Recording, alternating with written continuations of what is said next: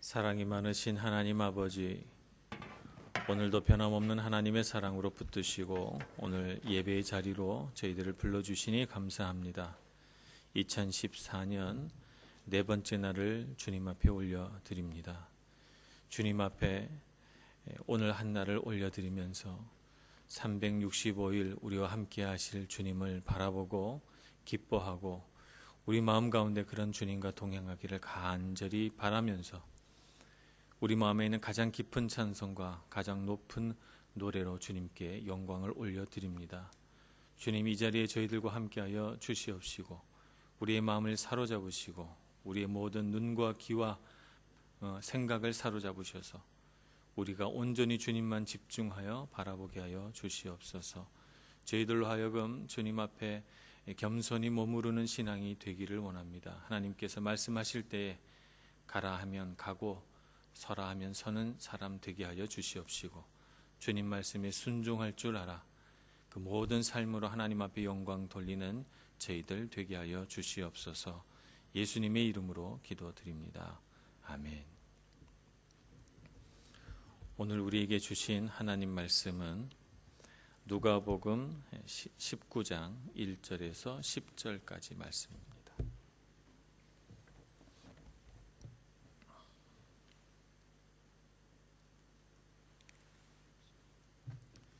신약성경 128쪽 누가복음 19장 1절에서 10절까지 말씀 봉독하겠습니다. 예수께서 여리고로 들어가 지나가시더라. 삭개오라 이름하는 자가 있으니 세리장이요 또한 부자라. 그가 예수께서 어떠한 사람인가 하여 보고자 하되 키가 작고 사람이 많아 할 수 없어 앞으로 달려가서 보기 위하여 돌무화과 나무에 올라가니 이는 예수께서 그리로 지나가시게 되미로라. 예수께서 그곳에 이르사 쳐다보시고 이르시되 삭개오야 속히 내려오라. 내가 오늘 내 집에 유하여야 하겠다 하시니 급히 내려와 즐거워하며 영접하거늘 뭇사람들이 보고 수군거려 이르되 저가 죄인의 집에 유하로 들어갔도다 하더라. 삭개오가 서서 주께 여짜오되 주여 보시옵소서. 내 소유의 절반을 가난한 자들에게 주겠사오며 만일 누구의 것을 속여 빼앗은 일이 있으면 내 갑절이나 갚겠나이다. 예수께서 이르시되 오늘 구원이 이 집에 이르렀으니 이 사람도 아브라함의 자손이미로다. 인자가 온 것은 잃어버린 자를 찾아 구원하려 함이니라. 아멘.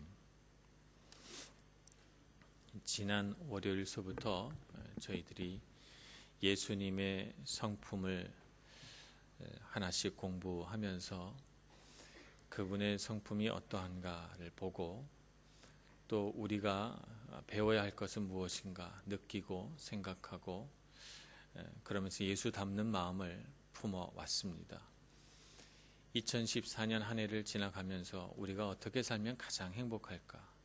예수님이 살아가신 삶의 방식을 배우고 그분의 사역 방법을 체득하고 그분의 성품을 하나씩 닮아가면 우리 삶이 온전해지지 않겠습니까? 우리의 삶이 얼마나 행복하겠습니까? 우리 삶이 얼마나 평안할까요? 이런 생각을 해봅니다. 그래서 예수님의 성품을 예수님이 그냥 그런 분이셨구나 라고 하는 지식으로 여러분 마음 가운데 담지 마시고 어떻게 하면 나도 예수님처럼 저런 성품을 닮을 수 있을까? 어떻게 하면 나는 예수님과 같은 저런 마음을 품고 살아갈 수 있을까? 이런 안타까운 심정으로 예수님의 성품을 바라보시고 배우시는 여러분들이 되시기를 바랍니다.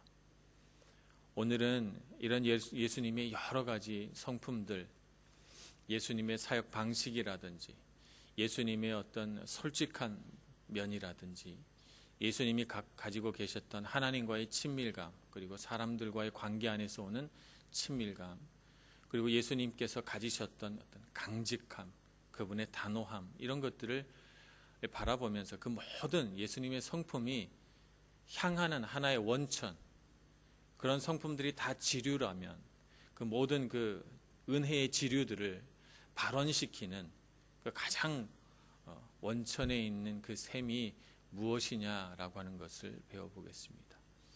그것은 바로 사랑이죠. 사랑. 사실 예수님께서 이 땅 위에 하늘 보좌를 버려버리시고 내려오신 가장 큰 이유도 우리 인류를 사랑하신 아버지의 사랑을 마음에 품고 내려오신 것입니다. 그래서 예수님의 삶을 하나로 표현하라 그러면 다른 모든 것을 제쳐놓고 사랑을 먼저 꼽을 수가 있습니다. 예수님의 사랑은 누군가가 사랑했기 때문에, 예수님을 사랑했기 때문에 그 보답으로 주고자 하는 사랑이 아닙니다.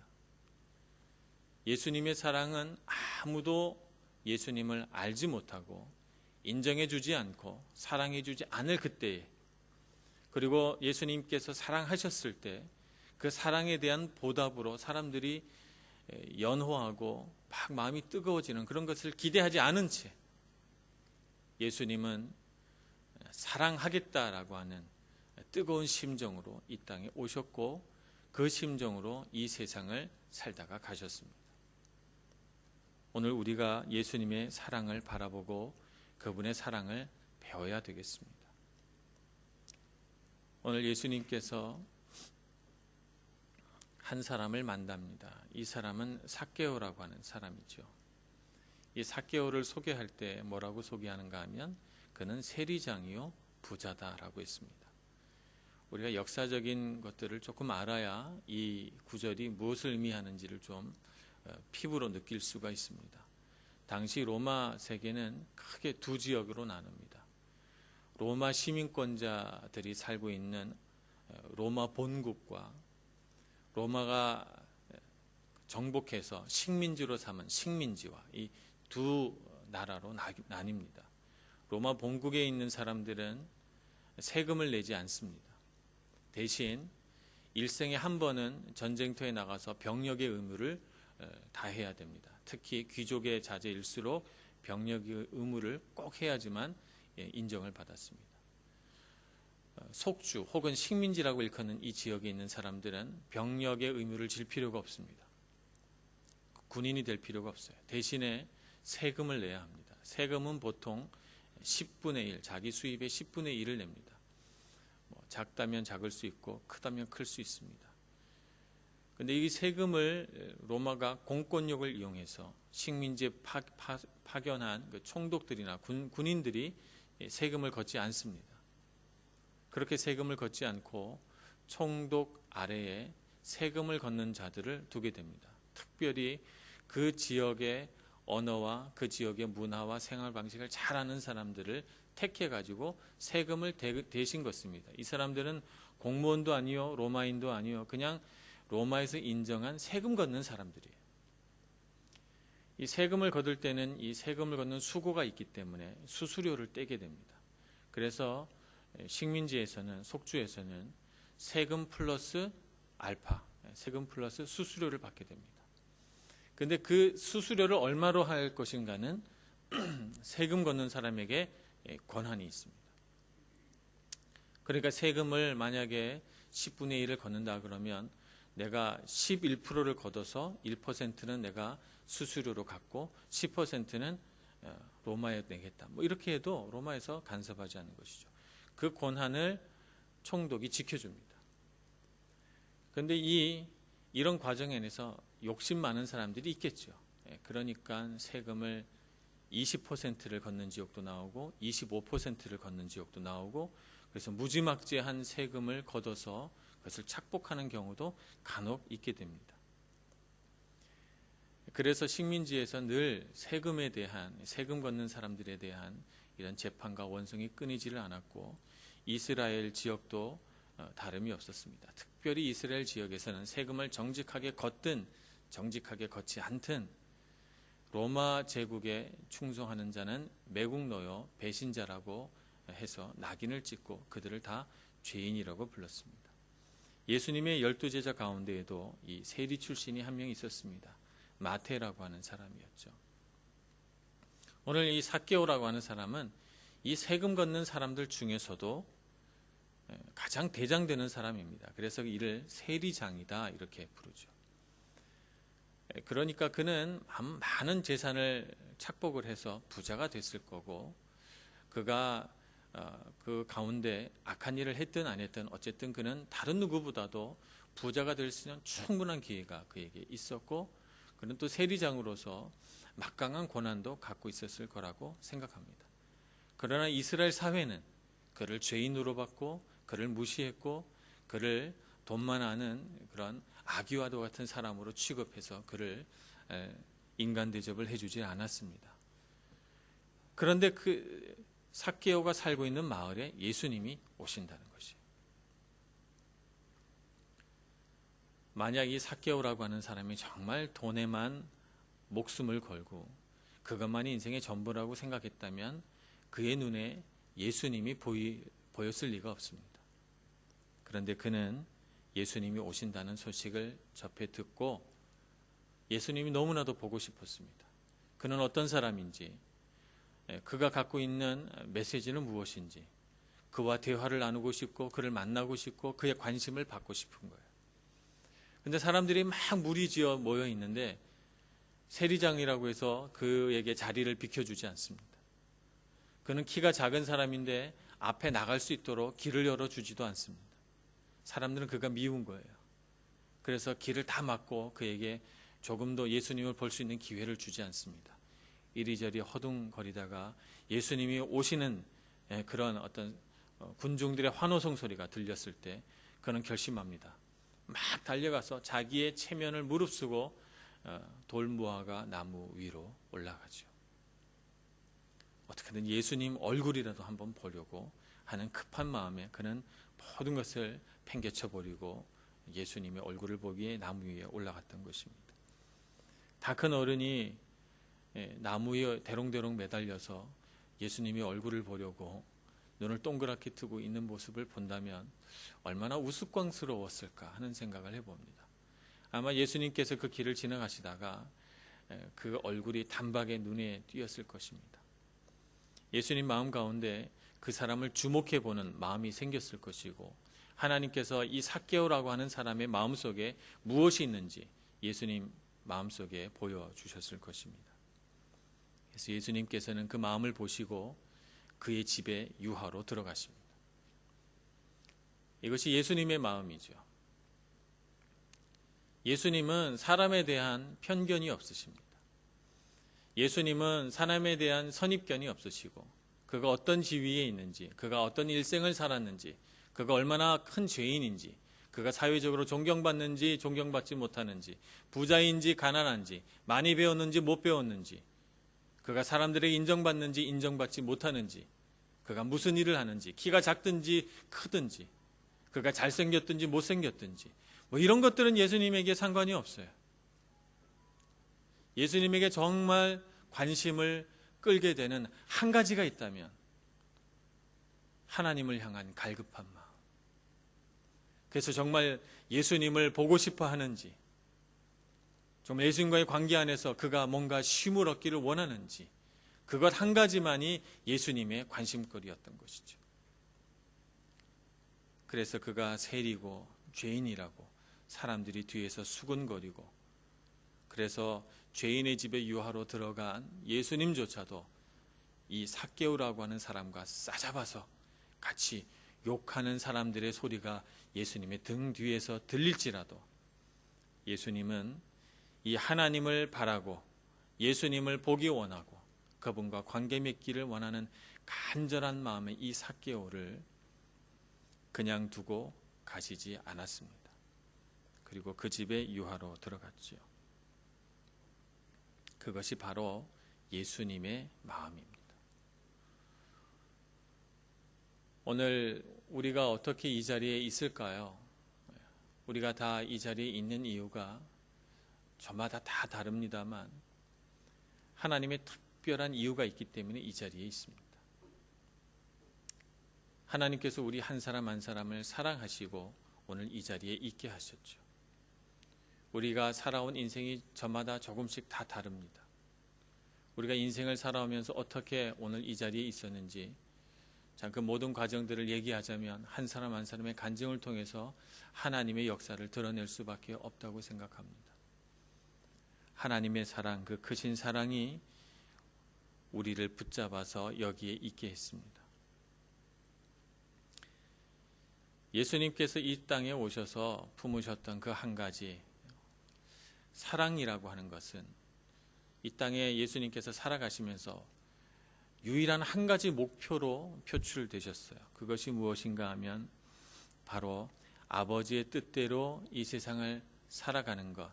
그래서 아버지의 뜻대로 이 땅에 하나님을 알지 못하는 자를 구원하는 것. 이 한 가지가 예수님이 이 땅에 오신 목적이요, 이 땅을 살아가신 유일한 목표였습니다.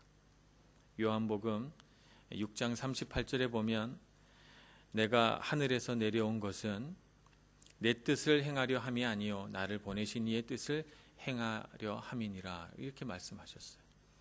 예수님께서 이 땅에 오신 이유가 예수님 마음대로 예수님이 갖고 있는 무슨 생각을 전파하려 오신 것이 아니라는 것이죠. 하나님의 뜻대로 행하려고 하는데 그 하나님의 뜻이 무엇인가? 오늘 19장 10절, 누가복음 19장 10절에 예수님은 이렇게 말씀하십니다. 인자가 온 것은 잃어버린 자를 찾아 구원하려 함이니라. 잃어버린 자를 찾아 구원하려고 하는 것이 예수님의 사랑의 가장 강력한 표현이지요. 그래서 예수님은 항상 잃어버린 자를 바라보십니다. 잃어버린 자를 찾기 위하여 이 땅에 오셨고, 그것이 바로 예수님의 마음입니다. 예수님이 자신의 마음을 표현하기 위해서 100마리의 양 가운데 목자를 따르는 99마리의 양을 버려두고 길을 잃어버린 한 마리의 양을 찾기 위하여 가지 않겠느냐, 이렇게 표현하신 이 비유로 극명하게 드러납니다. 예수님은 바로 잃어버린 그 한 마리의 양을 찾으러 이 땅에 오신 것이죠. 그 잃어버린 한 마리의 양이 내가 되었고, 그래서 오늘 이 자리에 여러분과 제가 있는 것입니다. 예수님의 이 뜨거운 사랑, 잃어버린 양 한 마리를 찾아 구원시키려고 하는 이 예수님의 뜨거운 사랑을 아는 사람은 그 예수님의 마음을 닮아서 예수님이 바라보시는 대상, 잃어버린 한 마리의 양, 잃어버린 자를 주목해서 보게 됩니다. 왜냐하면 내가 그 뜨거운 사랑을 내가 힘입었기 때문에, 내가 그 뜨거운 사랑으로 은혜를 입었기 때문에, 그래서 예수님과 똑같은 마음으로 이 세상에 잃어버린 자들을 향해서 뜨거운 마음을 갖게 됩니다. 그것이 자연스러운 반응이죠. 예수님께서 그래서 제자들을 부르실 때 제자들을 불러서 어떤 목표를 가지고 이 제자들을 양육하기를 원하셨는가? 예수님의 목표는 단 하나입니다. 사람 낚는 어부가 되는 것. 잃어버린 자를 구원시키는 것. 이것이 예수님이 제자를 부르신 첫째 되고 거의 유일무이한 목적이라고 볼 수 있습니다. 예수님의 마음을 닮아서 예수님처럼 온전한 사람이 되는 것, 그것이 제자들이 걸어가야 할 길이지만, 그러나 그렇게 되어야 하는 이유는 이 땅에 잃어버린 자를 구원하기 위함입니다. 요한복음 20장 21절에 보면 예수님께서 제자들을 향해서 이렇게 말씀하십니다. 아버지께서 나를 보내신 것 같이 나도 너희를 보내노라, 이렇게 말씀하십니다. 세상 가운데 제자들을 보낸다, 이렇게 말씀하시면서 제자들도 동일하게 예수님과 같은 목표로 이 세상을 살아가기를 원하셨습니다. 사도행전 1장 8절에 보면 하늘로 승천하신 후에 성령께서 우리 제자들을 다스리시고, 그리고 이 제자들을 이끌어서 예수님의 증인 되게 하겠다고 말씀하십니다. 오직 성령이 너희에게 임하시면 너희가 권능을 받고 예루살렘과 온 유대와 사마리아와 땅끝까지 이르러 내 증인이 되리라, 이렇게 말씀하시죠. 증인이 되는 삶이 우리 믿는 자들이 하나님의 뜨거운 사랑을 가지고 이 세상을 살아야 할 유일한 목표가 되는 것입니다. 그런데 제가 여기까지 이렇게 말씀을 드리면 많은 분들이 오늘의 설교 주제가 어떻게 되는가 파악을 하시고, 오늘 얘기는 별로 들을 게 없겠구나, 이렇게 이제 판단을 하십니다. 왜냐하면 전도 얘기를 할 게 뻔하니까. 전도에는 관심이 없어요, 우리 현대 그리스도인들은. 전도에는 관심이 없고 내가 하나님을 믿으면 얼마나 복을 받게 될지, 내가 하나님을 믿으면 어떤 은혜가 있을지, 내가 하나님을 믿으면 어떤 능력을 갖게 될지, 내가 받을 거, 내가 누릴 거, 이런 걸 생각하지, 그런 얘기를 안 하면, 전도하라 뭐 이런 얘기를 하면, 오늘은 들을 게 없고 나를 위한 메시지가 아니고, 그러니 오늘은 인내하고 참는 것밖에 내가 이 예배 가운데 감당해야 할 다른 소명이 없다, 이렇게 생각하지요. 어떻게 생각하십니까?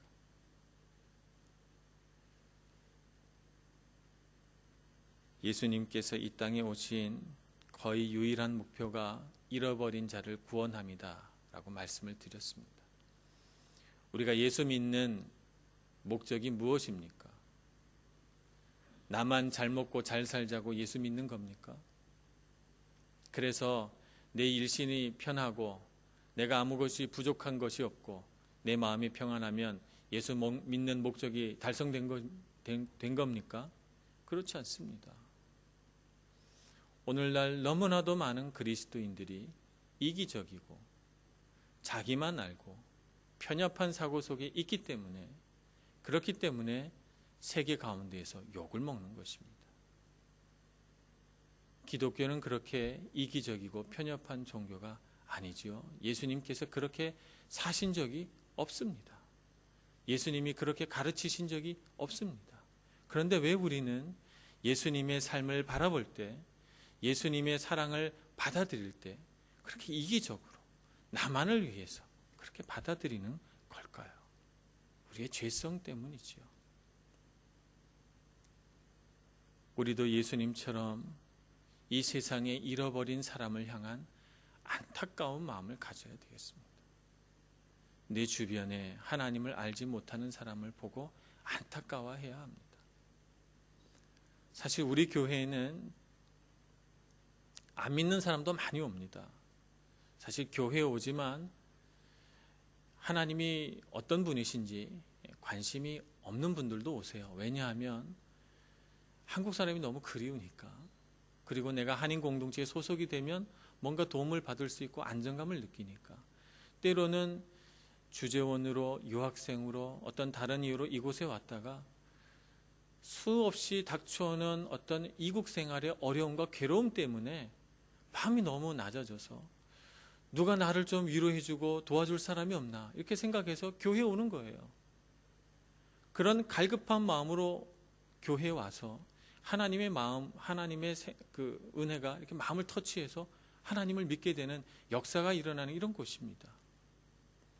그렇기 때문에 우리 교회에는 잘 믿는 사람과 이제 막 믿으려고 하는 사람과 하나님을 안 믿는 사람, 이렇게 다양한 종류의 사람들이 우리 교회에 있습니다. 한국에는 꼭 믿을 사람만 교회에 와요. 근데 우리 교회는 다양한 분들이 옵니다. 그래서 우리가 하나님의 마음으로 이분들을 잘 섬겨야 합니다. 잘 섬겨야 돼요. 하나님이 잃어버린 자들이 너무나도 오기 좋은 그런 조건 가운데 있기 때문이죠. 우리가 한국에 있었으면 아마 잃어버린 자를 찾아서 막 세상으로 가야 됩니다. 가서 막 두드리고 열어야 되고 갈급한 영혼들을 막 이렇게 찾아서 섬겨야 되지만 여기는 찾아와요. 너무 마음이 갈급하니까. 누가 나를 위로해 줄 사람 없을까 싶어서 찾아오니까. 그러면 적어도 오신 분들은 잘 섬겨야 되지 않겠습니까? 오신 분들은 잘 섬겨야 됩니다. 마음이 너무 갈급해서 하나님이 바라보실 때 잃어버린 영혼이라서 제발로 찾아왔잖아요. 그러니까 잘 섬기고 예수님 바라보듯 하나님 섬기듯 잘 섬겨가지고 이분들의 영혼이 상처를 회복하고 위로받고 하나님을 알고 그래서 은혜의 깊은 곳으로 들어가도록 인도해야 되지 않겠습니까? 우리 마음속에 이런 마음을 품어야 합니다. 잃어버린 영혼을 향한 하나님 아버지의 안타까운 마음, 하나님 아버지의 그 뜨거운 사랑을 우리 마음에 품고 여러분이 세상 가운데 나가서 누구를 만나든지 어떤 상황에서든지 이분이 마음이 굉장히 갈급하구나 이렇게 생각이 들면 어떻게 하든지 하나님 말씀을 전하려고 노력해야 됩니다. 내 삶을 겸손하게 간증하고 그분을 하나님 품 안으로 이끌어내야죠. 그런데 우리는 두 가지 모습을 갖습니다. 교회 안에서의 나의 모습과 세상에 나가서의 나의 모습, 이 두 가지로 딱 나누어집니다. 그래서 세상으로 나가면 나는 전혀 하나님을 안 믿는 사람 같아요. 굳이 내가 그렇게 할 필요성을 누가 나에게 가르쳐 주지 않기 때문입니다. 누가 뭐라고 합니까? 내가 세상에 나가서 그리스도인인 것으로 드러내지 않고 살겠다는데 누가 나를 뭐라 할 것이며 그게 무슨 죄가 된단 말입니까? 그러니까 세상에 나가서 전혀 아무렇지도 않게 교회도 안 나가는 척, 그리스도인도 아닌 척 그렇게 살아가는 것이죠. 굳이 그렇게 드러내려고 하지 않습니다. 그러다 보니까 그리스도인으로서의 자긍심 없죠. 내가 그리스도인으로 달라야 된다라고 하는 마음도 없습니다. 그래서 다르지 않아요. 그리스도인들이. 그리스도인이면 예수님의 제자면 달라야 되잖아요. 다른 것이 당연하잖아요. 은혜 받은 사람은 뭐가 달라도 달라야 되잖아요. 그런 게 다른 게 하나도 없어요. 다른 게 없어요. 정말 가슴을 치고 슬퍼할 일입니다. 다른 게 아무것도 없어요. 정말 눈물이 날 일이에요.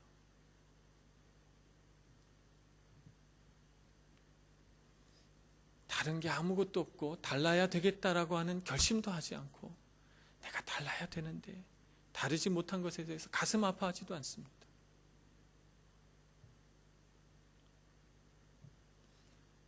그래서 저는 제 눈에는요, 아무것도 다른 게 없는 그리스도인이 전도 대상으로 보여요.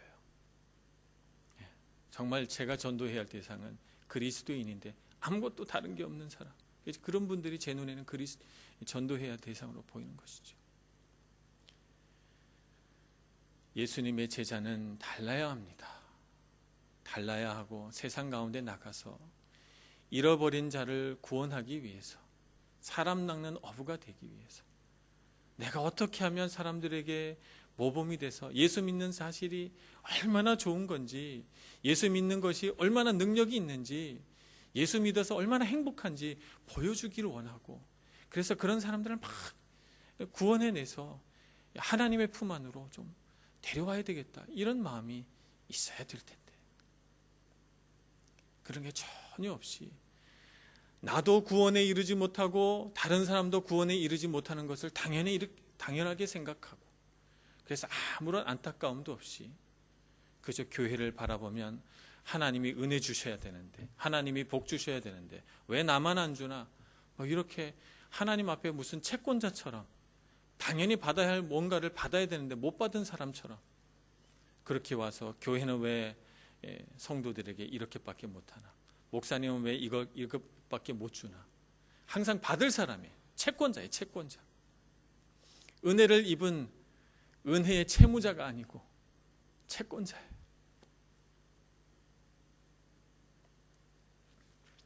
오늘 우리는 하나님 앞에 뜨거운 심령으로 서서 내가 얼마나 큰 은혜를 입었나 이렇게 생각해 보시면서 어떻게 하면 내 입은 은혜를 이 세상 가운데 전할까? 어떻게 하면 하나님 아버지의 그 뜨거운 사랑으로 구원받지 못한 이 세상 사람들을 구원할 수 있을까?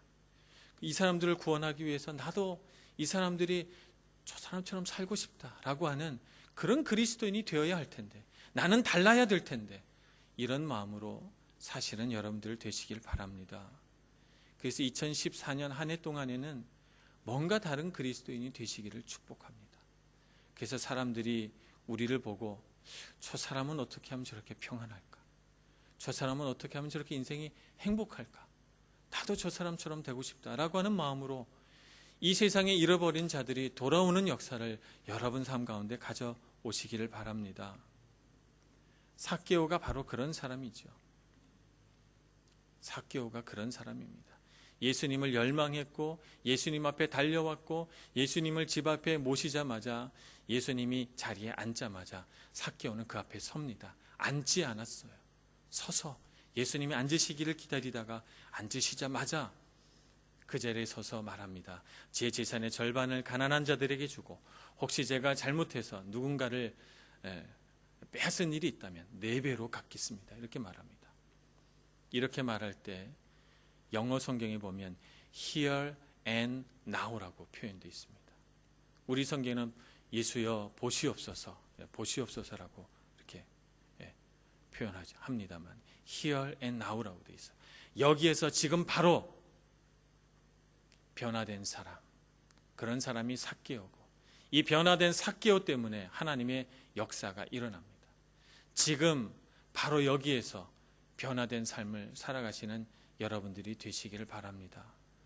예수님이 부르신 사람은 지금 바로 여기에서 예수님의 뜻대로 살아가기로 결정한 사람, 조금 있다가 내일, 다음에는, 내년에는 이렇게 결심한 사람이 아니고 지금 바로 여기에서 변화되기로 결단한 사람을 하나님의 사람으로 삼으시고 그런 사람의 삶 가운데 삭개오와 같은 역사가 일어날 줄로 믿습니다. 그러니 그런 하나님의 사람이 되기 위하여 오늘 이 시간 뜨겁게 기도하시고 여러분 마음 가운데 예수님의 마음이 회복되시기를 간절히 축원합니다. 기도하겠습니다. 은혜가 많으신 하나님 아버지, 우리 마음 가운데 예수님의 뜨거운 사랑을 주시옵소서. 이 세상에 잃어버린 영혼을 향한 예수님의 그 뜨거운 사랑, 그래서 잃어버린 영혼이라면 누구든지 이 세상의 빈부 귀천을 따지지 아니하고 구원시키고자 하는 그 하나님의 사랑, 예수님의 사랑을 우리도 배우게 하여 주시옵소서.